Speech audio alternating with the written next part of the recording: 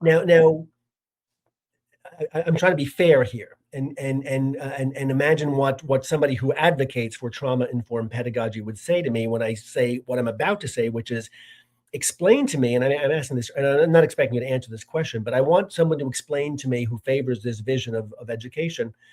How can you tell me that every single child in front of me in a classroom is a trauma victim, and then yet still expect me to hold them to high expectations, to still be the teacher they need to be? In other words, you are pushing me into this quasi-therapeutic role that I may not be qualified for.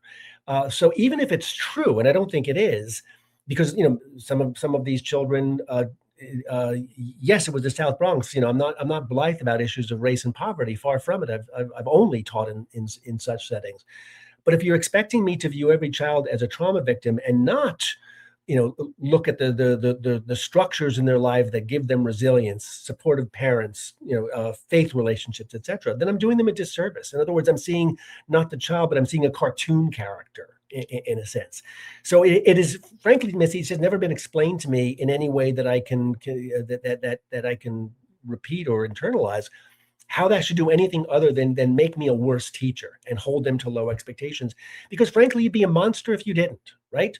In other words, don't tell me that every child in front of me has been traumatized and then tell me, oh, but that shouldn't change, the expectations you hold them to. You would be cold-blooded, I guess, is the nicest thing I can think to say to that. So, look, I'm not going to try to justify that approach. I don't buy into it. It doesn't feel right to me as a teacher. I don't think it's doing kids a good service.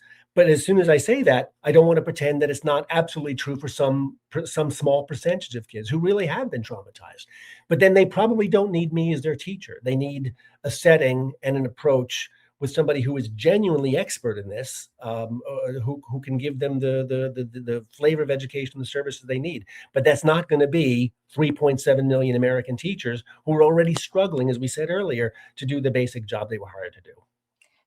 I completely agree with that right there, that we're not setting our kids up for success when we do that. We're not setting the teachers up for success because they're probably not the right person. And even if they are the right person, frankly, the classroom probably isn't the right scenario for a child to be unpacking all of these experiences and emotions, because some of true trauma, that's a very sensitive thing. So again, I agree with you.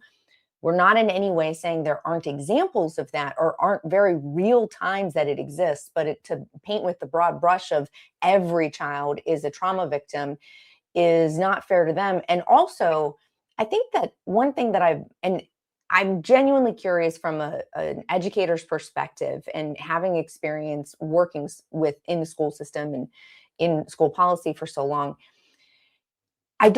I just don't understand why we would not want to push our kids to succeed. Like why we would want teachers to just, I don't know, cushion their lives so much when in reality, everybody, I mean, you can't tell me that a teacher doesn't look at like a player in the NFL and not think it took a lot of hard work to get there. And there were going to be some painful days and some days that person wanted to quit, but they stuck to it and they made it through and pushed through and all that stuff.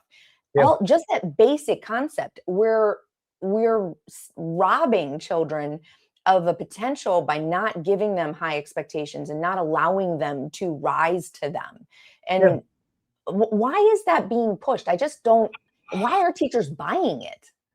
Um, For the ones that are, recognizing that not all of them are.